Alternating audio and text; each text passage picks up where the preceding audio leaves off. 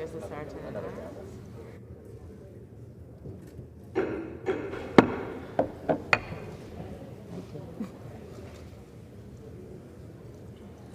Madam Speaker, the President of the United States.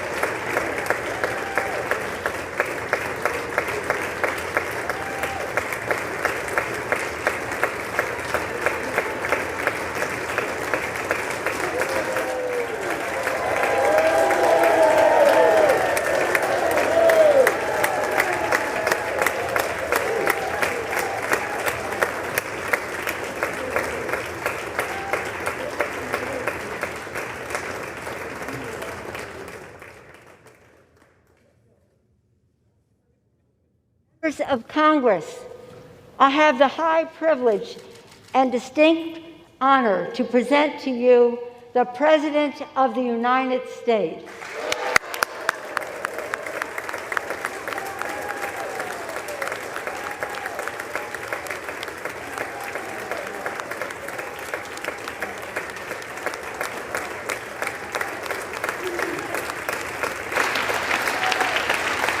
Thank you, thank you, thank you. Good to be back.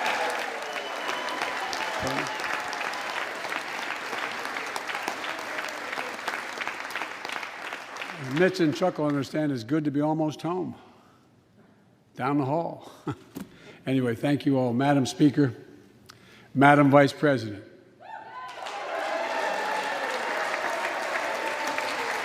No president has ever said those words from this podium. No president has ever said those words, and it's about time.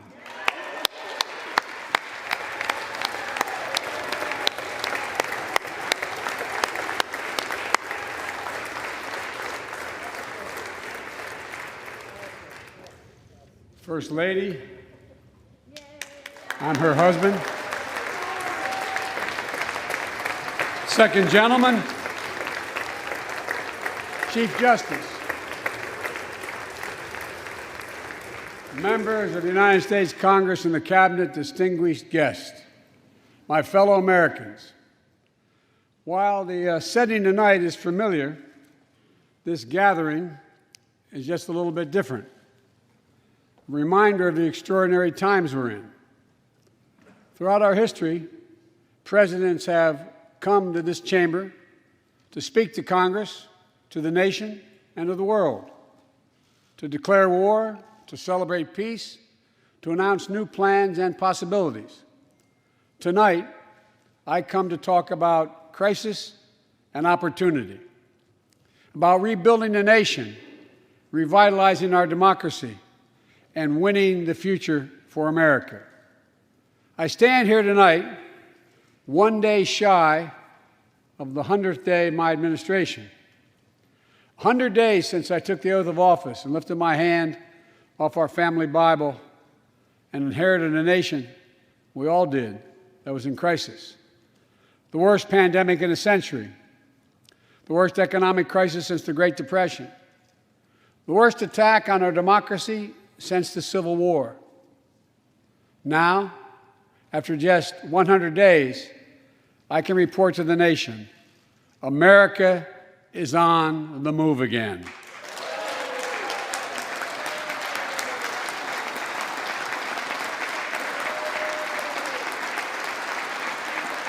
Turning peril into possibility, crisis to to opportunity, setbacks into strength. We all know life can knock us down, but in America, we never, ever, ever stay down. Americans always get up. Today, that's what we're doing. America's rising anew, choosing hope over fear, truth over lies, and light over darkness. After 100 days of rescue and renewal, America is ready for a takeoff, in my view. We're working again, dreaming again, discovering again, and leading the world again. We have shown each other and the world that there's no quit in America, none. 100 days ago, America's house was on fire. We had to act.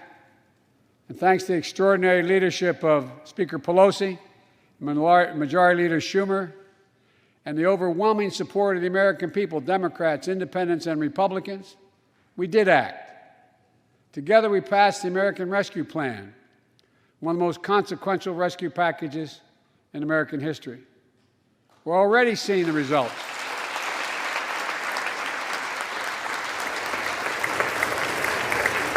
We're already seeing the results.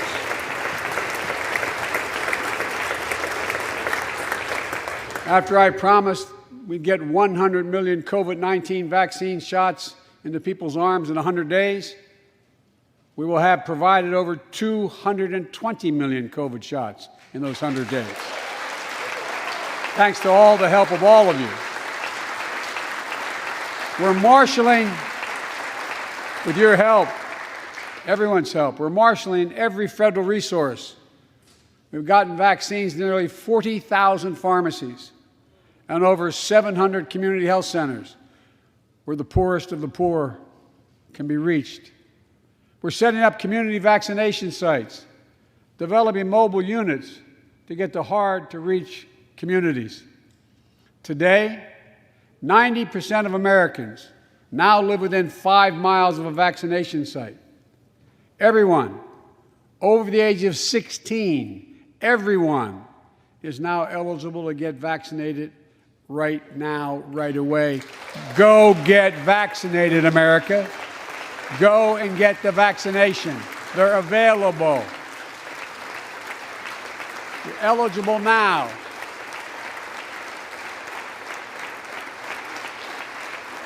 When I was sworn in on January 20th, less than 1% of the seniors in America were fully vaccinated against COVID-19. 100 days later, 70% of seniors in America over 65 are protected, fully protected. Senior deaths from COVID-19 are down 80% since January, down 80% because of all of you. And more than half of all the adults in America have gotten at least one shot. A mass vaccination center in Glendale, Arizona, I asked the nurse, I said, "What's it like?" She looked at me and she said, "It's like every shot is giving a dose of hope," was her phrase, a dose of hope. A dose of hope for an educator in Florida who has a child suffering from an autoimmune disease. Wrote to me, said she was worried about bringing the virus home. She said she then got vaccinated at a large site in her car.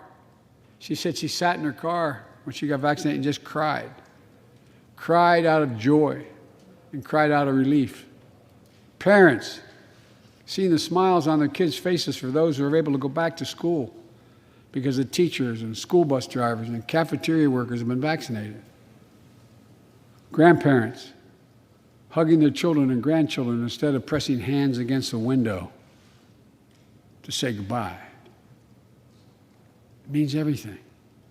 Those things mean everything. You know, there's still, you all know it, you know it better than any group of Americans, there's still more work to do to beat this virus. We can't let our guard down.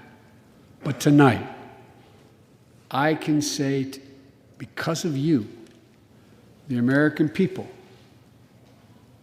our progress these past 100 days against one of the worst pandemics in history has been one of the greatest logistical achievements this country's ever seen. What else have we done in those first 100 days? We kept our commitment, Democrats and Republicans, of sending $1,400 rescue checks to 85% of American households. We've already sent more than 160 million checks out the door. It's making a difference. You'll know it when you go home. For many people, it's making all the difference in the world. The single mom in Texas who wrote me, she said she couldn't work, but she said the relief check put food on the table and saved her and her son from eviction from their apartment.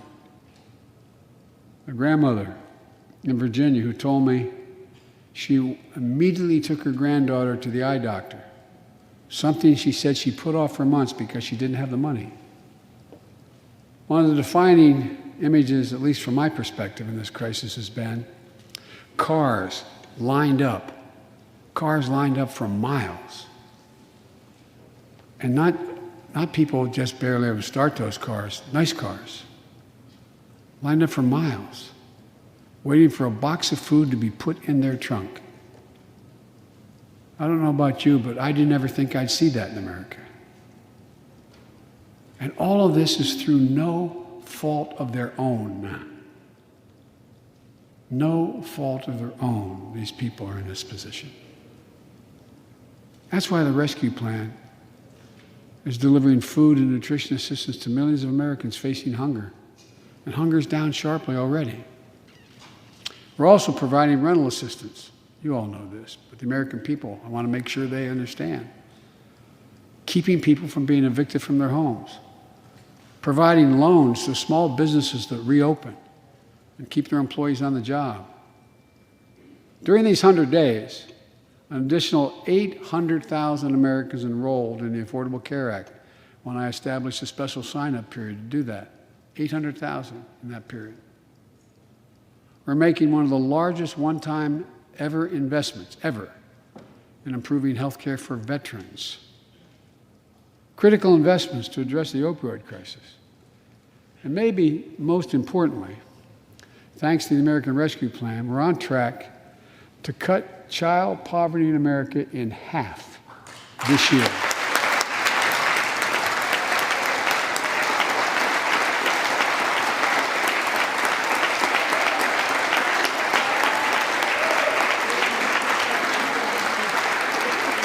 And in the process, while this was all going on, the economy created more than 1,300,000 new jobs in 100 days. More jobs in the first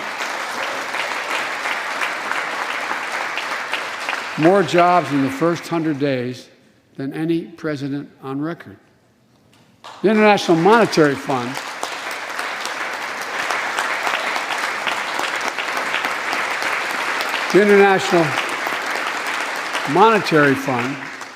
is now estimating our economy will grow at a rate of more than 6% this year. That will be the fastest pace of economic growth in this country in nearly 4 decades. America's moving forward, but we can't stop now. We're in competition with China and other countries to win the 21st century. We're at a great inflection point in history. We have to do more than just build back better. We have to build back better. We have to compete more strenuously than we have.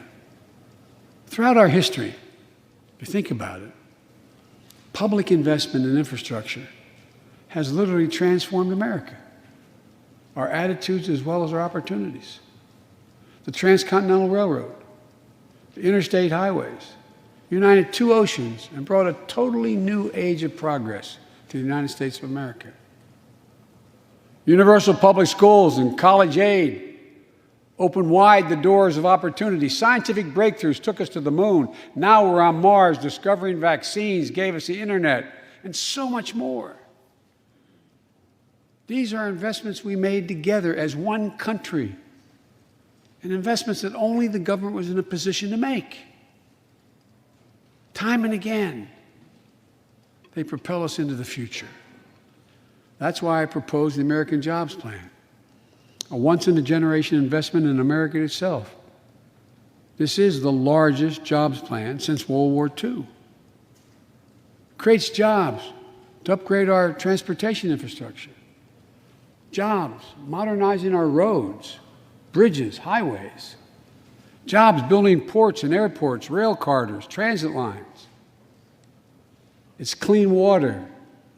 And today, up to 10 million homes in America and more than 400,000 schools and child care centers have pipes with lead in them, including drinking water. A clear and present danger to our children's health.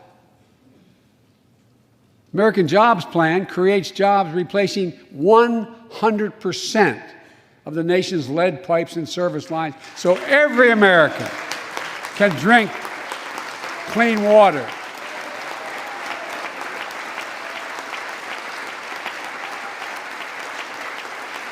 And in the process, it will create thousands and thousands of good-paying jobs.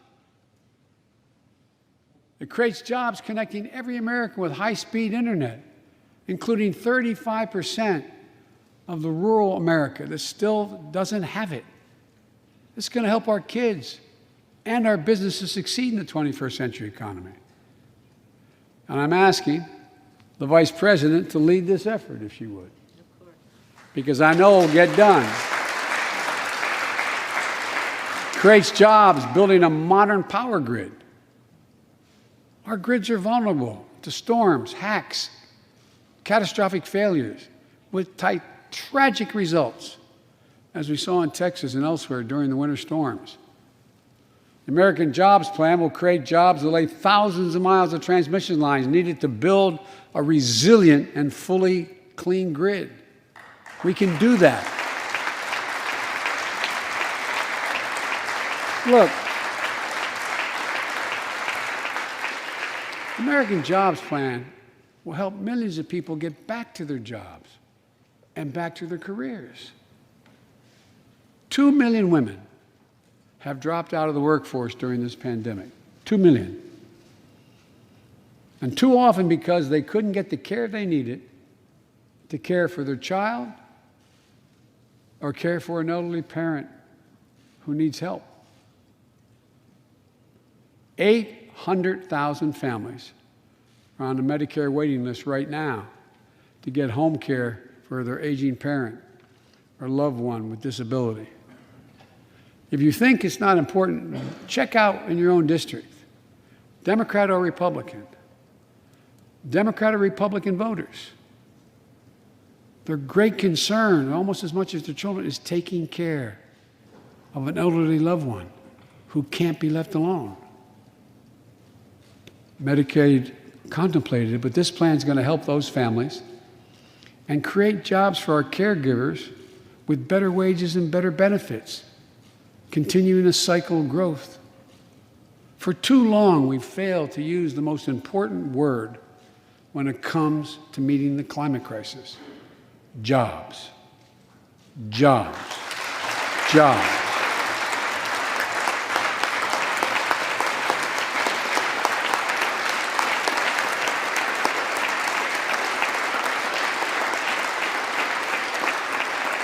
For me, when I think climate change, I think jobs.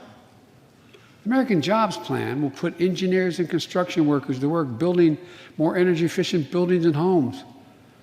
Electrical workers, IBEW members installing 500,000 charging stations along our highways so we can own the electric car market. Farmers planting cover crops so they can reduce the carbon dioxide in the air and get paid for doing it. Look, think about it. There is simply no reason why the blades for wind turbines can't be built in Pittsburgh instead of Beijing. No reason. None. No reason. So, folks, there's no reason why American workers can't lead the world in the production of electric vehicles and batteries. I mean, there is no reason. We have the capacity. We have the brightest, best trained people in the world. The American Jobs Plan is going to create millions of good-paying jobs, jobs Americans can raise a family on. As my dad would then say, with a little breathing room. And all the investments in the American Job Plan will be guided by one principle: buy American. Buy American. And I might note parenthetically, that does not violate any trade agreement. It's been the law since the 30s. Buy American. American tax dollars are going to be used to buy American products made in America to create American jobs. That's the way it's supposed to be, and it will be in this administration.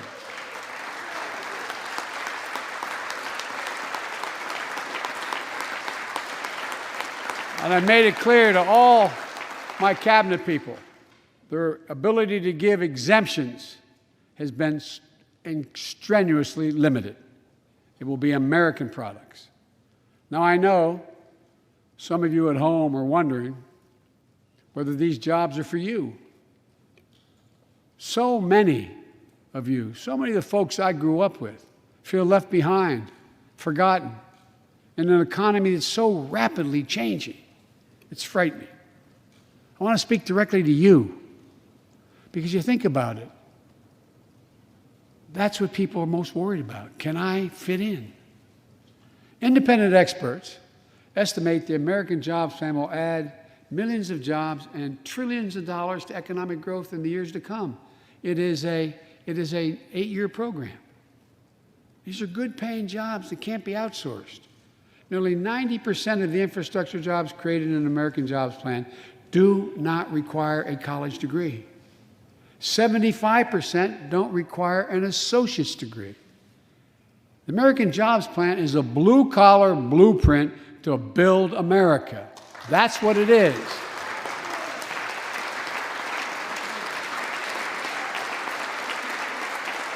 And it recognizes something I've always said in this chamber and the other. Good guys and women on Wall Street, but Wall Street didn't build this country.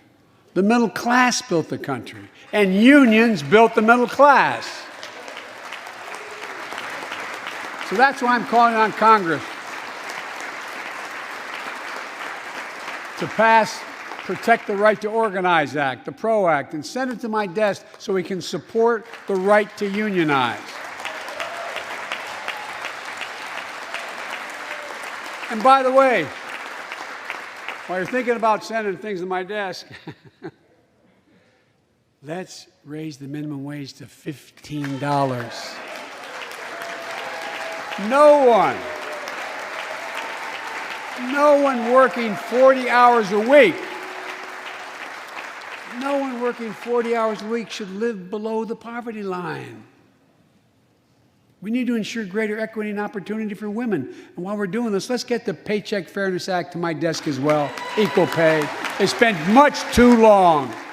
And if you wonder whether it's too long, look behind me. And finally, the American Jobs Plan will be the biggest increase in non-defense research and development on record. We'll see more technological change, and some of you know more about this than I do. We'll see more technological change in the next 10 years than we saw in the last 50. That's how rapidly artificial intelligence and so much more is changing. And we're falling behind the competition with the rest of the world. Decades ago, we used to invest 2% of our gross domestic product in America, 2% of our gross domestic product in research and development. Today, Mr. Secretary, that's less than 1%. China and other countries are closing in fast. We have to develop and dominate the products and technologies of the future.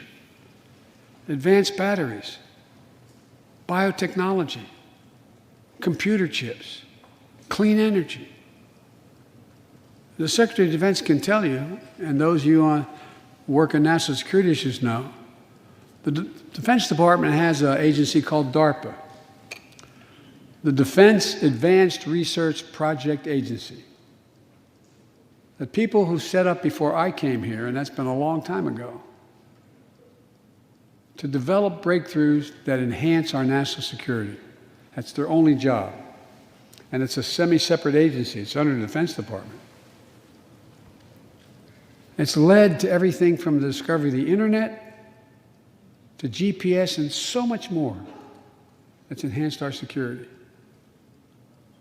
The National Institute of Health, the NIH, I believe, should create a similar advanced research projects agency for health. And here's what it would do. It would have a singular purpose: to develop breakthroughs to prevent, detect, and treat diseases like Alzheimer's, diabetes, and cancer. I'll still never forget when we passed the cancer proposal the last year I was vice president. Almost $9 million going to NIH. And if excused the point of personal privilege, I'll never forget you standing, Mitch, and saying, "Name it after my deceased son."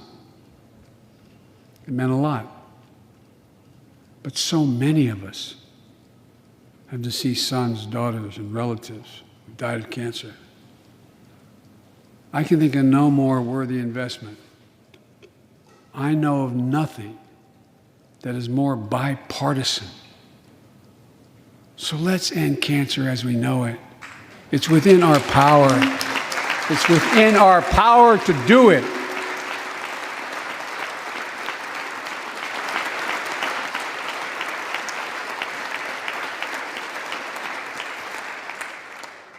Investments in jobs and infrastructure like the ones we're talking about have often had bipartisan support in the past. Vice President Harris and I met regularly in the Oval Office with Democrats and Republicans and discussed the jobs plan. And I applaud a group of Republican senators who just put forward their own proposal. So let's get to work. I wanted to lay out before the Congress my plan before we got into the deep discussions. I'd like to meet with those who have ideas that are different, they think are better. I welcome those ideas. But the rest of the world is not waiting for us. I just want to be clear.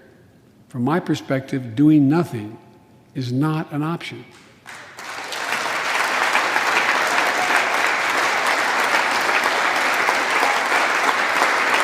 Look, we can't be so busy competing with one another that we forget the competition that we have with the rest of the world to win the 21st century. Secretary Blinken can tell you, I spent a lot of time with President Xi. Traveled over 17,000 miles with him. Spent, they tell me, over 24 hours in private discussions with him. When he called to congratulate him, we had a 2-hour discussion. He's deadly earnest about becoming the most significant, consequential nation in the world. He and others, autocrats, think that democracy can't compete in the 21st century with autocracies because it takes too long to get consensus. To win that competition for the future, in my view, we also need to make a once-in-a-generation investment in our families and our children. That's why I've introduced the American Families Plan tonight, which addresses 4 of the biggest challenges facing American families and in turn America. First is access to good education. When this nation made 12 years of public education universal in the last century, it made us the best educated, best prepared nation in the world. It's, I believe, the overwhelming reason that propelled us to where we got in the 20th century. But the world's caught up or catching up. They're not waiting.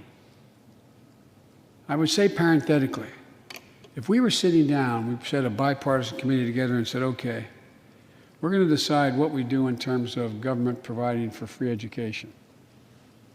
I wonder whether we'd think, as we did in the 20th century, that 12 years is enough in the 21st century. I doubt it. 12 years is no longer enough today to compete with the rest of the world in the 21st century.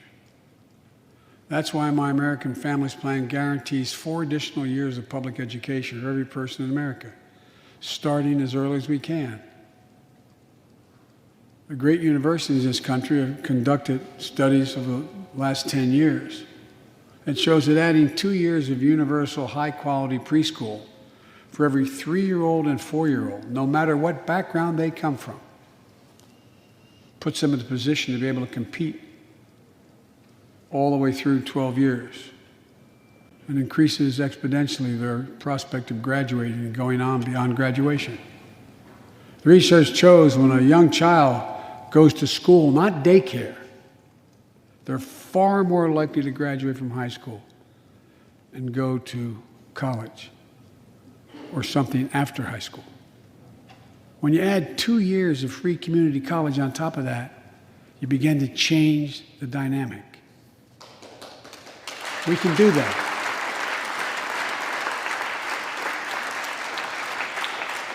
And we'll increase Pell Grants and invest in historical black colleges and universities, tribal colleges, minority-serving institutions. The reason is they don't have the endowments.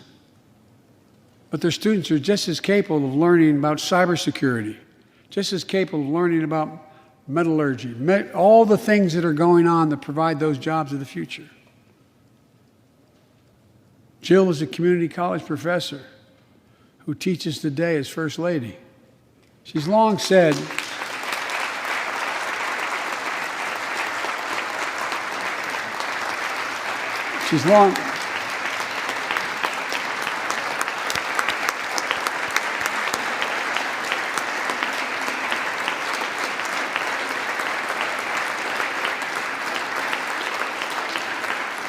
if I've heard it once, I've heard it 1,000 times. Joe, any country that out-educates us is going to outcompete us. She'll be deeply involved in leading this effort. Thank you, Jill. Second thing we need, American Families Plan will provide access to quality, affordable child care.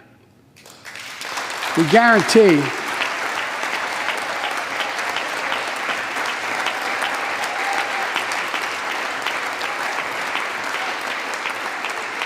when I'm proposing the legislation, we guarantee that low and middle income families will pay no more than 7% of their income for high-quality care for children up to the age of 5. The most hard-pressed working families won't have to spend a dime. Third, the American Families Plan will finally provide up to 12 weeks of paid leave and medical leave, family medical leave. We're one of the few industrial countries in the world. No one should have to choose between a job and a paycheck, or taking care of themselves and their loved ones, or parent, or spouse, or child. And fourth, the American Family Plan puts directly into the pockets of millions of Americans. In March, we expanded tax credit for every child in a family, up to $3,000 per child if you're under 6 years of age. Over 6 years of age. And $3,600 for children over 6 years of age. With 2 parents, 2 kids, that's $7,200 in the pockets that are going to help take care of your family. And that will help more than 65 million children and help cut child care poverty in half. And we can afford it. So we did that in the last piece of legislation we passed. But let's extend that child care tax credit at least through the end of 2025.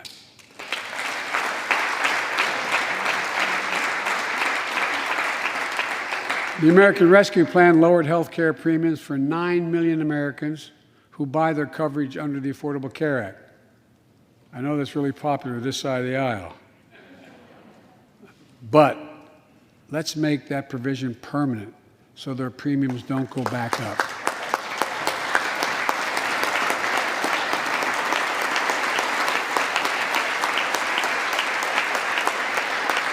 In addition to my family's plan, I'm going to work with Congress to address this year other critical priorities for American families. The Affordable Care Act has been a lifeline for millions of Americans, protecting people with pre-existing conditions, protecting women's health, and the pandemic has demonstrated how badly it's needed. Let's lower deductibles for working families on the Affordable Care Act. And let's lower prescription drug costs. We know how to do this.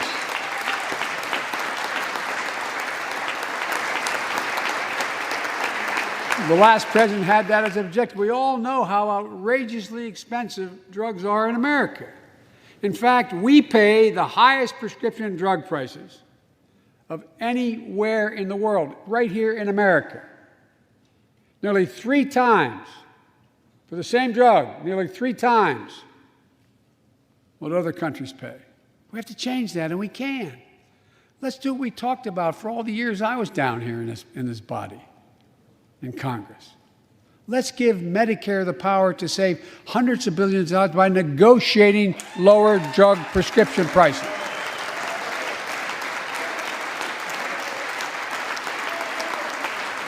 And by the way, it won't just help people on Medicare. Lower prescription drug costs for everyone. And the money we save, which is billions of dollars, can go to strengthen the Affordable Care Act and expand Medicare coverage benefits without costing taxpayers an additional penny.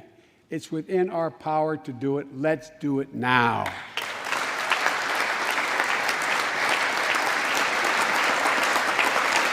We've talked about it long enough, Democrats and Republicans. Let's get it done this year. This is all about a simple premise. Health care should be a right, not a privilege in America.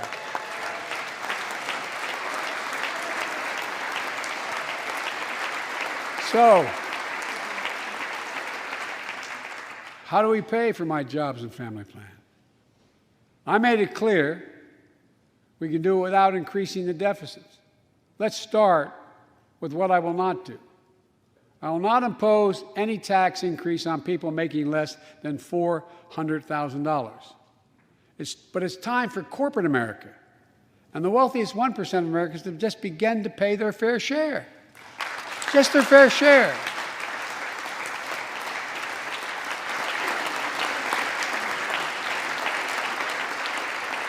Sometimes I have arguments with my friends in the Democratic Party.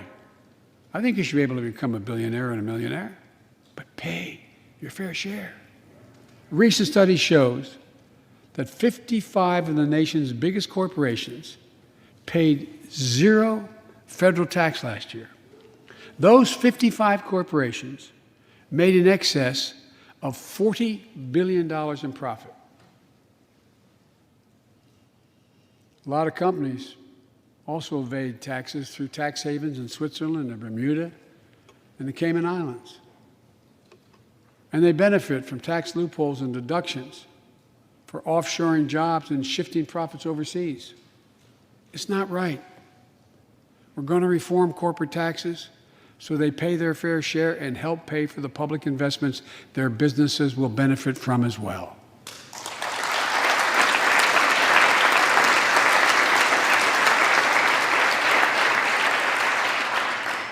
We're going to reward work, not just wealth. We take the top tax bracket for the wealthiest 1% of Americans, those making over $400,000 or more, back up to where it was when George W. Bush was president, when he started, 39.6%. That's where it was when George W. was president. We're going to get rid of the loopholes, allow Americans to make more than $1 million a year and pay a lower tax rate on their capital gains than Americans who receive a paycheck. We're only going to affect 0.3% of all Americans by that action, 0.3%. And the IRS is going to crack down on millionaires and billionaires who cheat on their taxes. It's estimated to be billions of dollars by think tanks that are left, right, and center. I'm not looking to punish anybody. But I will not add a tax burden, additional tax burden to the middle class in this country. They're already paying enough. I believe what I propose is fair, fiscally responsible, and it raises revenue to pay for the plans I propose and will create millions of jobs that will grow the economy and enhance our financial standing in the country. When you hear someone say they don't want to raise taxes on the wealthiest 1% or corporate America, ask them, whose taxes you want to raise? Instead, whose are you going to cut? Look, the big tax cut of 2017. Remember, it was supposed to pay for itself. That was how it was sold. And generate vast economic growth. Instead, it added $2 trillion to the deficit. It was a huge windfall for corporate America and those at the very top. Instead of using the tax saving to raise wages and invest in research and development, it poured billions of dollars into the pockets of CEOs. In fact, the pay gap between CEOs and their workers is now among the largest in history. According to one study, CEOs make 320 times what the average worker in their corporation makes. It used to be below 100. The pandemic has only made things worse. 20 million Americans lost their job in the pandemic, working and middle-class Americans. At the same time, roughly 650 billionaires in America saw their net worth increase by more than $1 trillion in the same exact period. Let me say it again. 650 people increased their wealth by more than $1 trillion during this pandemic. And they're now worth more than $4 trillion. My fellow Americans, trickle down. Trickle down economics has never worked. And it's time to grow the economy from the bottom and the middle out.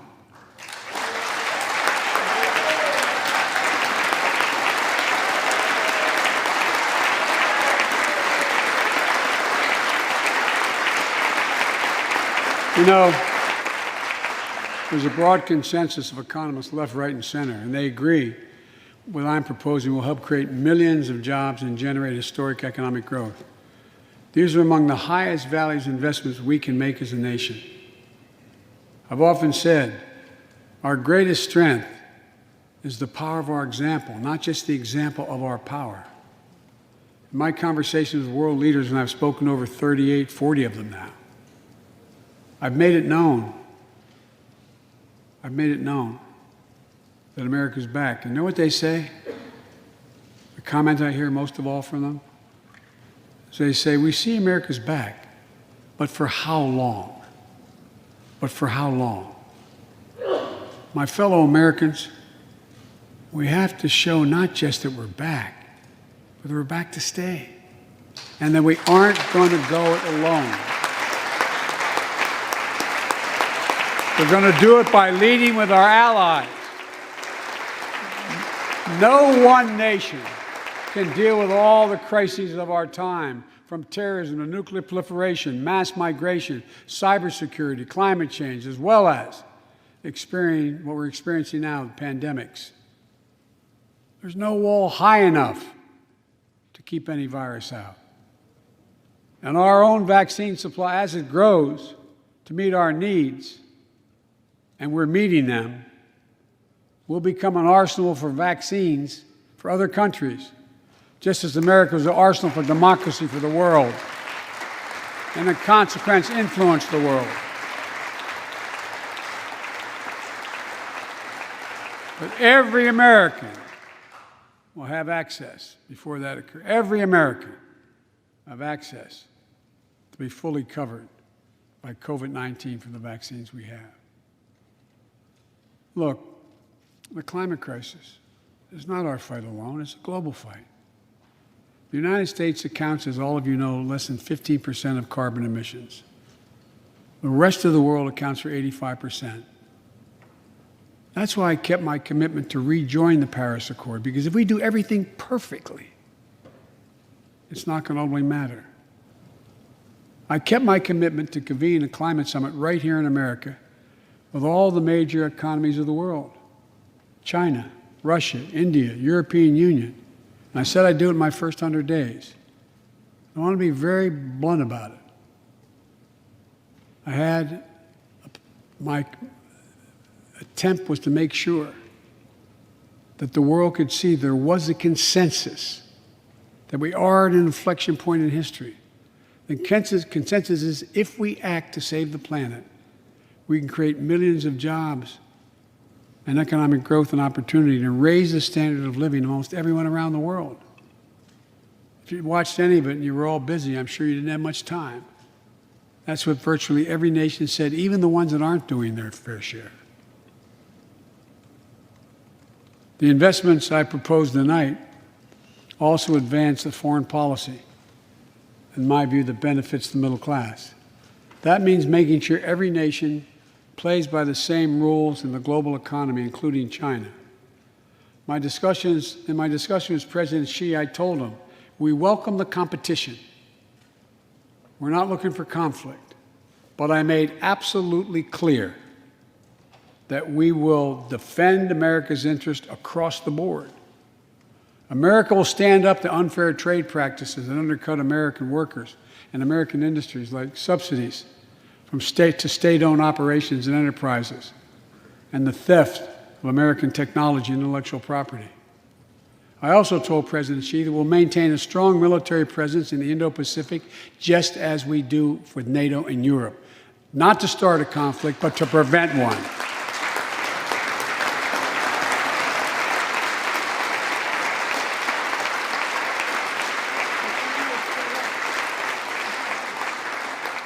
I told them what I've said to many world leaders, that America will not back away from our commitments, our commitment to human rights and fundamental freedoms, and to our alliances. And I pointed out to him, no responsible American president could remain silent when basic human rights are being so blatantly violated. An American president has to represent the essence of what our country stands for. America is an idea, the most unique idea in history.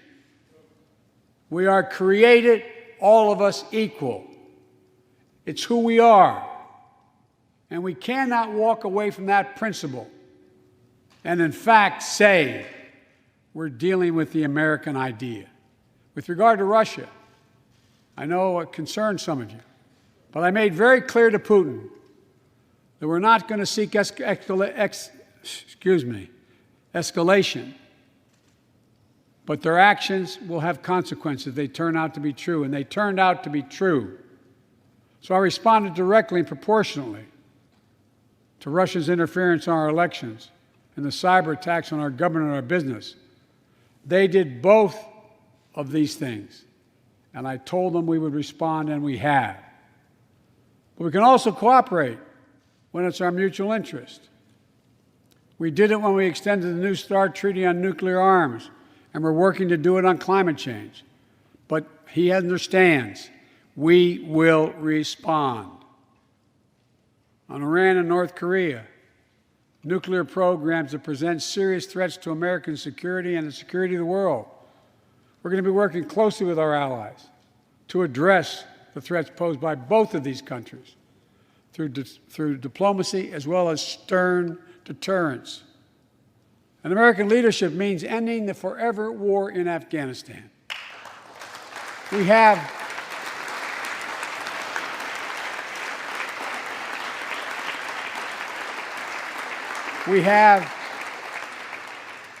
without hyperbole, the greatest fighting force in the history of the world. I'm the first president in 40 years and knows what it means to have a son serving in a war zone. Today, we have service members serving in the same war zone as their parents did. We have service members in Afghanistan who are not yet born on 9/11. The war in Afghanistan, as we remember the debates here, were never meant to be multi-generational undertakings of nation building. We went to Afghanistan to get the terrorists who attacked us on 9/11. And we said we would follow Osama bin Laden to the gates of hell to do it. If you've been in the upper Konar Valley, you've kind of seen the gates of hell.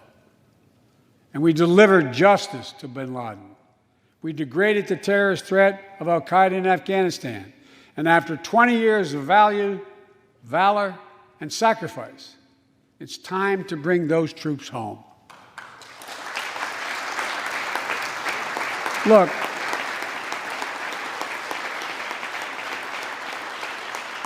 even as we do, we'll maintain over-the-horizon capacity to suppress future threats to the homeland. And make no mistake, in 20 years, terrorism has metastasized. The threat has evolved way beyond Afghanistan. Those of you in the intelligence committees, the foreign relations committee, defense committees, you know well, we have to remain vigilant against the threats to the United States wherever they come from. Al-Qaeda and ISIS are in Yemen, Syria, Somalia, other places in Africa, in the Middle East, and beyond. And we won't ignore what our intelligence agencies have determined to be the most lethal terrorist threat to the homeland today. White supremacy is terrorism. We're not going to ignore that either.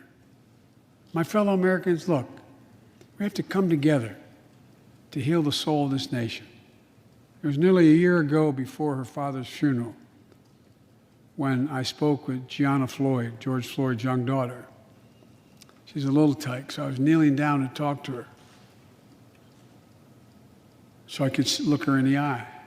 She looked at me, she said, "My daddy changed the world." Well, after the conviction of George Floyd's murderer, we can see how right she was if we have the courage to act as a Congress. We've all seen the knee of injustice on the neck of Black Americans. Now's our opportunity to make some real progress. The vast majority of men and women wearing a uniform and a badge serve our communities, and they serve them honorably. I know them. I know they want.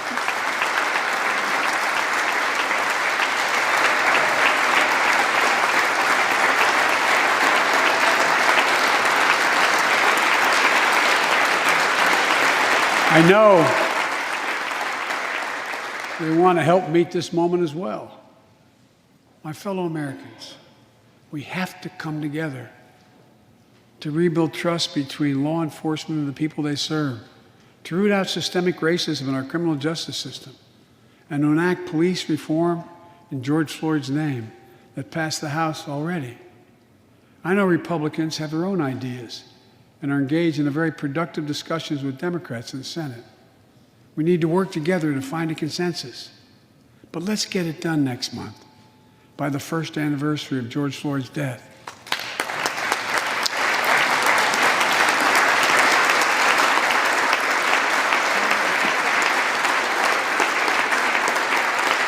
The country supports this reform, and Congress should act. We have a giant opportunity to bend the arc of the moral universe toward justice, real justice. And with the plans outlined tonight, we have a real chance to root out systemic racism that plagues America and American lives in other ways. A chance to deliver real equity, good jobs, good schools, affordable housing, clean air, clean water, being able to generate wealth and pass it down through generations because you have access to purchase a house. Real opportunities in the lives of more Americans, Black, white, Latino, Asian Americans, Native Americans. Look, I also want to thank the United States Senate for voting 94-1 to pass the COVID-19 Hate Crimes Act to protect Asian American and Pacific Islanders. You acted decisively. You can see on television the viciousness of the hate crimes we've seen over this past year and for too long. I urge the House to do the same and send that legislation to my desk, which I will gladly, anxiously sign. I also hope Congress will get to my desk the Equality Act to protect LGBTQ Americans. To all transgender Americans watching at home, especially young people, you're so brave. I want you to know your president has your back. Another thing, let's authorize the Violence Against Women Act, which has been law for 27 years.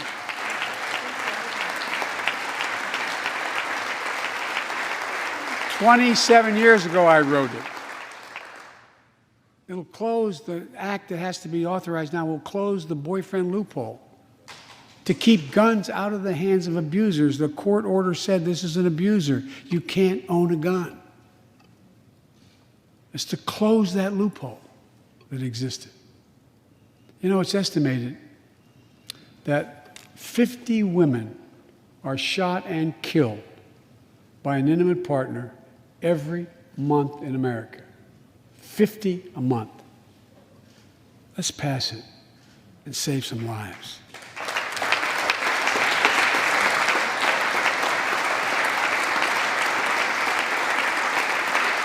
And I need not tell anyone this, but gun violence has become an epidemic in America. The flag at the White House was still flying at half-mast for the 8 victims of the mass shooting in Georgia, when 10 more lives were taken in a mass shooting in Colorado. And in the week in between those two events, 250 other Americans were shot dead in the streets of America. 250 shot dead. I know how hard it is to make progress on this issue. In the 90s, we passed universal background checks, a ban on assault weapons and high-capacity magazines that hold 100 rounds that can be fired off in seconds. We beat the NRA. Mass shootings and gun violence declined. Check out the report over 10 years. But in the early 2000s, the law expired. We've seen daily bloodshed since. I'm not saying if the law continued, we wouldn't see bloodshed. More than 2 weeks ago in the Rose Garden, surrounded by some of the bravest people I know, the survivors and families who lost loved ones to gun violence, I laid out several of the Department of Justice actions that are being taken to impact this epidemic. One of them is banning so-called ghost guns. These are homemade guns built from a kit that includes directions how to finish the firearm.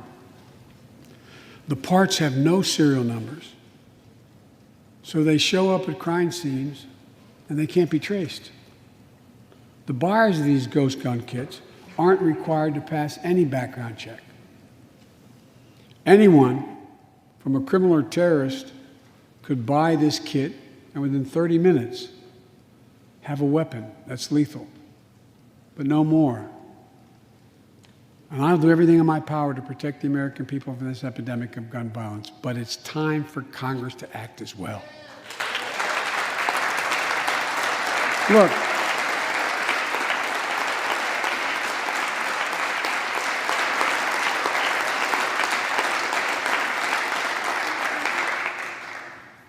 I don't want to become confrontational, but we need more Senate Republicans to join the overwhelming majority of Democratic colleagues and close the loopholes required in background check purchases of guns.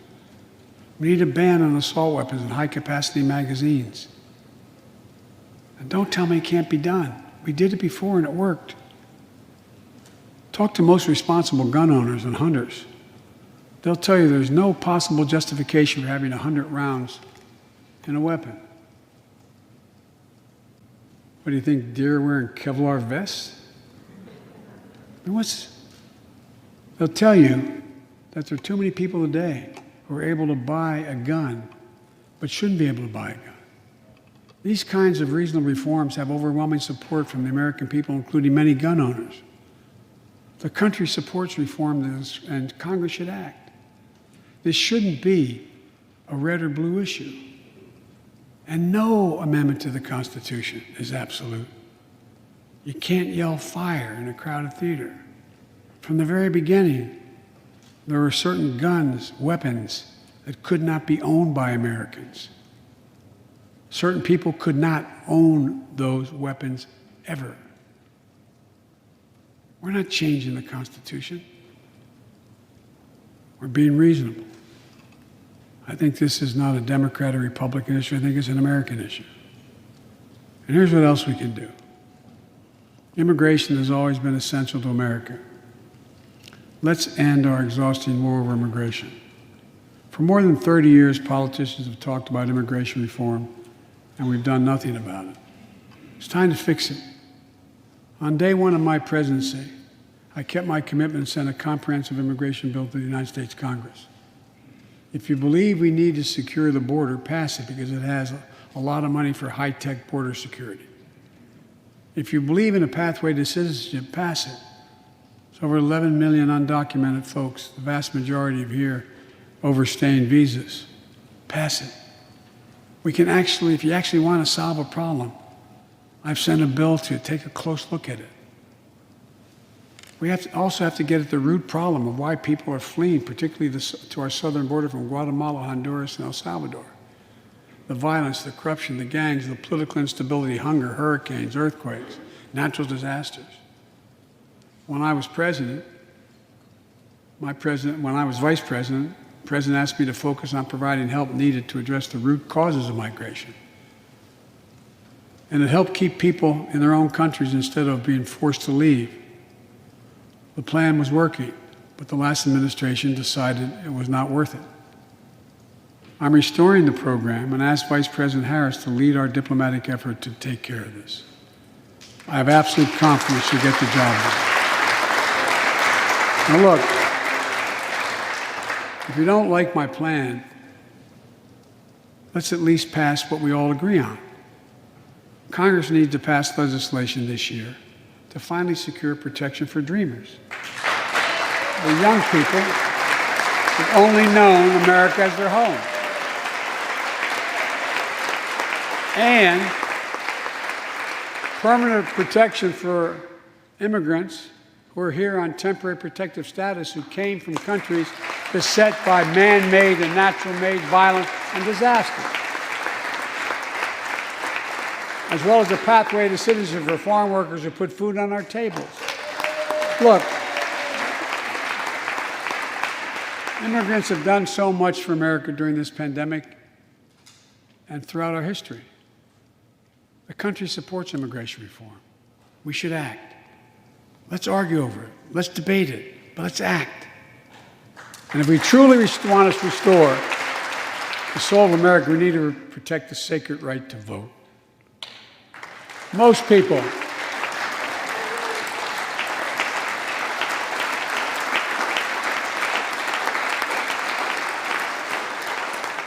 more people voted in the last presidential election than any time in American history, in the middle of the worst pandemic ever. It should be celebrated. Instead, it's being attacked. Congress should pass H.R. 1 and the John Lewis Voting Rights Act and send it to my desk right away.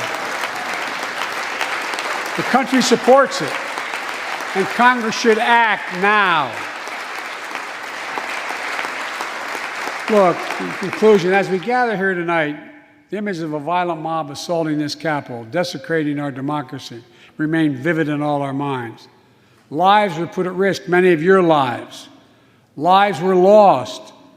Extraordinary courage was summoned. The insurrection was an existential crisis, a test of whether our democracy could survive. And it did. But the struggle is far from over. The question of whether our democracy will long endure is both ancient and urgent. As old as our republic, still vital today. Can our democracy deliver on its promise that all of us, created equal in the image of God, had a chance to lead lives of dignity, respect, and possibility? Can our democracy deliver to the most pressing needs of our people? Can our democracy overcome the lies, anger, hate, and fears that have pulled us apart? America's adversaries, the autocrats of the world, are betting we can't. And I promise you they're betting we can't. They believe we're too full of anger and division and rage. They look at the images of the mob that assaulted the Capitol as proof that the sun is setting on American democracy. But they're wrong. You know it, I know it. But we have to prove them wrong. We have to prove democracy still works, that our government still works, and we can deliver for our people. In our first 100 days together, we've acted to restore people's faith in democracy to deliver. We're vaccinating the nation. We're creating hundreds of thousands of new jobs. We're delivering real results to people. They can see it, feel it in their own lives. Opening doors of opportunity, guaranteeing some more fairness and justice. That's the essence of America. That's democracy in action. Our Constitution opens with the words, as trite as it sounds, we the people. Well, it's time to remember that we the people are the government, you and I. Not some force in a distant capital, not some powerful force that we have no control over. It's us. It's we the people. In another era, when our democracy was tested, Franklin Roosevelt reminded us, in America, we do our part. We all do our part. That's all I'm asking. That we do our part, all of us. That if we do that, we will meet the center challenge of the age by proving that democracy is durable and strong. Autocrats will not win the future. We will. America will. And the future belongs to America. As I stand here tonight before you in a new and vital hour of life and democracy of our nation, and I can say with absolute confidence, I have never been more confident or optimistic about America. Not because I'm president, because of what's happening with the American people. We've stared into the abyss of insurrection and autocracy, pandemic and pain, and we, the people, did not flinch. At the very moment our adversaries were certain we'd pull apart and fail, we came together, we united. With light and hope, we summoned a new strength, new resolve to position us to win the competition of the 21st century. On our way to a union more perfect, more prosperous, and more just, as one people, one nation, and one America. Folks, as I told every world leader I've ever met with over the years, it's never, ever, ever been a good bet to bet against America, and it still isn't. We're the United States of America. There's not a single thing, nothing beyond our capacity. We can do whatever we set our minds to if we do it together. So let's begin to get together. God bless you all, and may God protect our troops. Thank you for your patience.